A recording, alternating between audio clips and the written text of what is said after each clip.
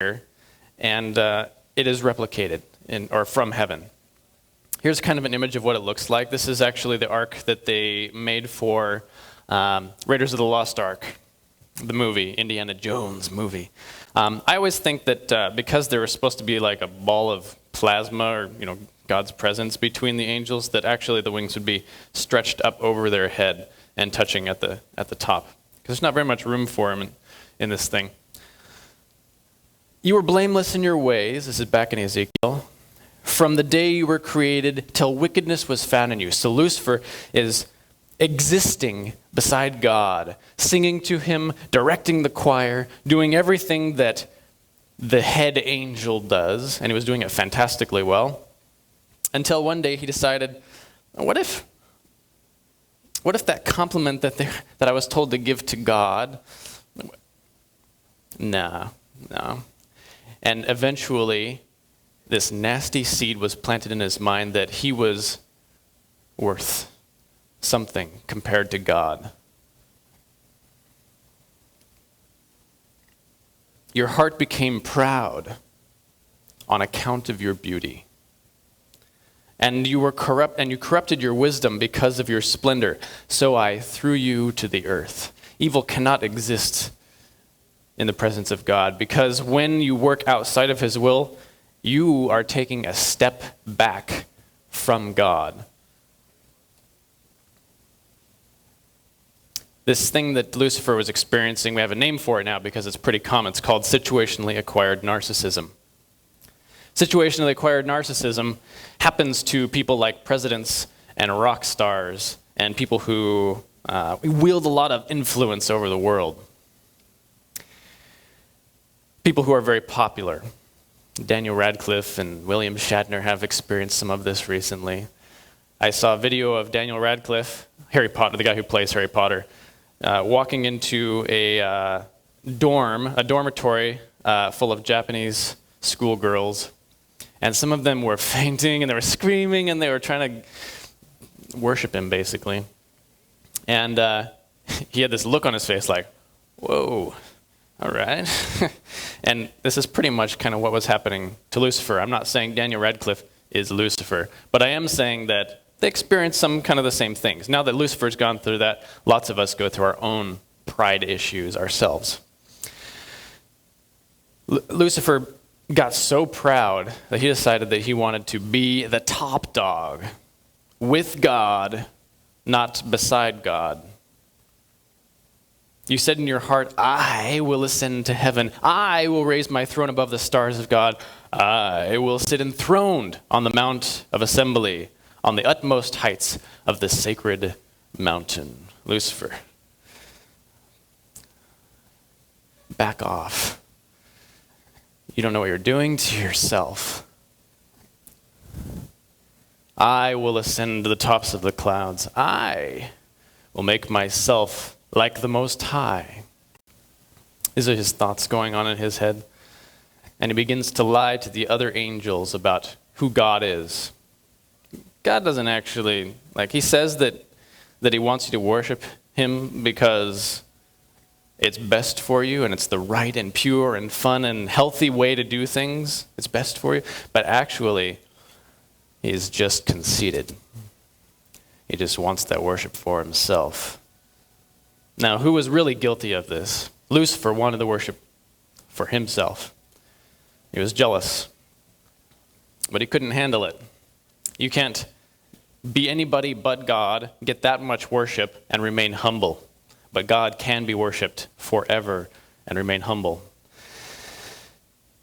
In Isaiah, that's a few books forward,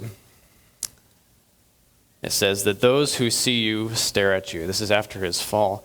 They ponder your fate. Is this the one who shook the earth and made the kingdoms tremble? The one who made the world a desert, who overthrew its cities and would not let its captives go home? I almost missed reading that last word. Here's a quick story. There was a farmer. He's an apple farmer, an orchardist, and every spring, he would go out and trim his apple trees prune them down so that, well, the apples were reachable. And if you don't prune the apple trees, they expend all their energy trying to grow big branches. But if you trim the branches down, nip them in the bud, then all the apples form, and you have a lot of apples. And one day, his daughter was walking out with him, and she said, "Why do you keep destroying these trees every spring? You should leave them alone." And he said, "Well, if I leave them alone, they're gonna like go crazy and they won't produce any fruit." And she said, I don't know if I believe you."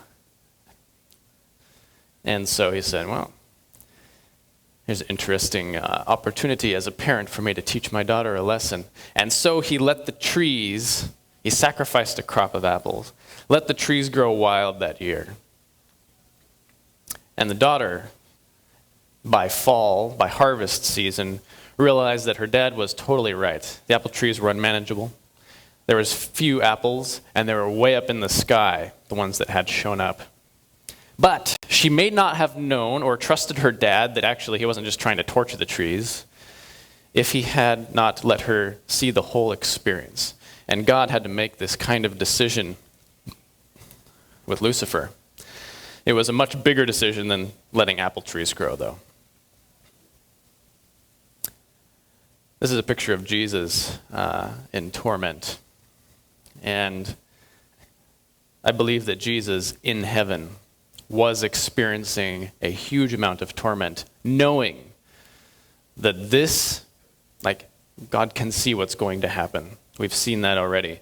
But he could see the implications of this. How many years is this going to take for everybody to believe that actually my way is the best, that I, the designer, have the best design, and that Lucifer's way leads to nothing but death? God wisely chose not to destroy evil because the citizens of the universe, that includes you and me, may never have seen for themselves that its end is nothing but pain. God is love, guys. And so, though he and his legions of deceived angels were not allowed in heaven, Satan, which is a word that means the enemy, now came against Adam and Eve for their position as leader on earth. A contest was set up of sorts. He was restricted from contacting them everywhere in the world because God said that wouldn't be fair. They're babies, pretty much.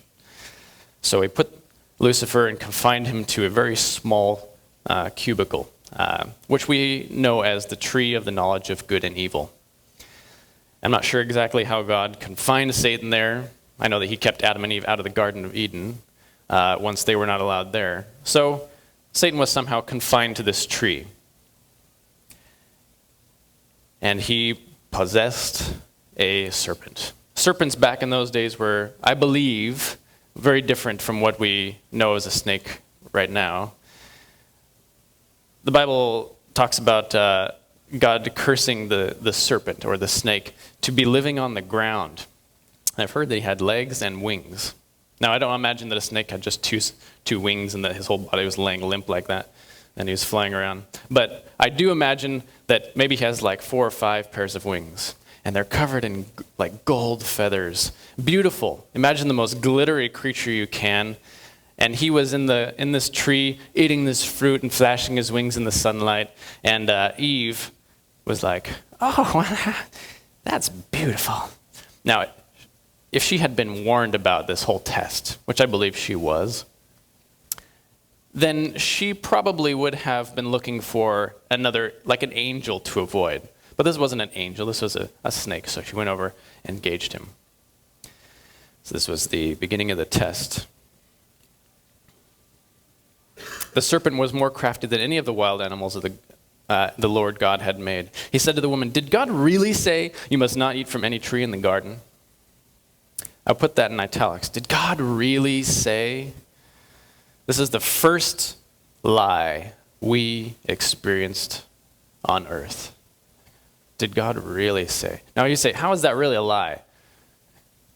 The lie is you can't trust God. Did God say, you must not eat fruit from the tree that is in the middle of the garden, and you must not touch it, or you will die? You will not surely die, the serpent said. Oh, whoa, I think I read that wrong.